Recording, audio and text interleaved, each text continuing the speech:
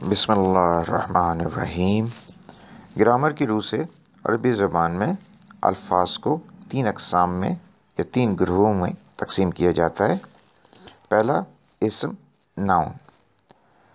کسی چیز، جانور یا شخص کے نام کو اسم یعنی ناؤن کہا جاتا ہے۔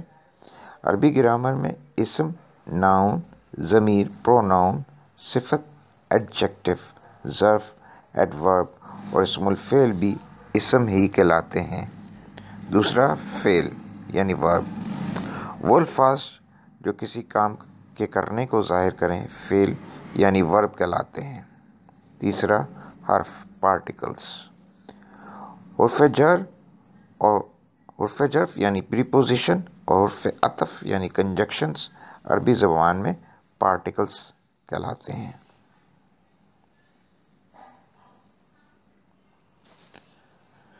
اردو اور انگریزی کی طرح عربی زبان میں بھی اسم یعنی ناؤن کی 2 اقسام ہوتی ہیں۔ پہلا، غیر معین اسم یعنی انڈیفینٹ ناؤن۔ دوسرا، معین اسم یعنی ڈیفینٹ ناؤن۔ اگلے چند اسپاق میں ہم غیر معین اسم کے بارے میں بات کریں گے، یعنی غیر معین اسم انڈیفینٹ ناؤن کو سمجھنے کی کوشش کریں گے۔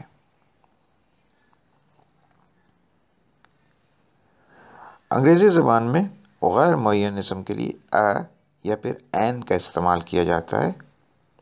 اردو میں غیر معین اسم کے لیے ایک یا پھر کوئی کے الفاظ استعمال کیے جاتے ہیں۔ مثلا، میں نے بازار میں ایک لڑکا دیکھا۔ اس جملے میں ایک لڑکا پر غور کریں۔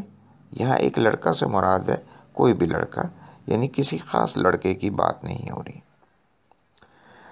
جملے پر غور کرنے سے یہ بات صاف طور پر معلوم ہوتی ہے کہ بات کرنے والا اس لڑکے کے بارے میں کچھ نہیں جانتا، وہ بس ایک عام سا لڑکا ہے، یعنی یہ غیر معین اسم انڈیفینٹ ناؤن ہے۔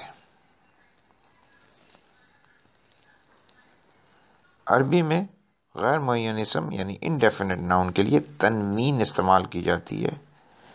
تنوین کا مطلب ہے 2 ضمہ یا پیش، 2 فتح یا زبر یا 2 کسرہ یا زیر۔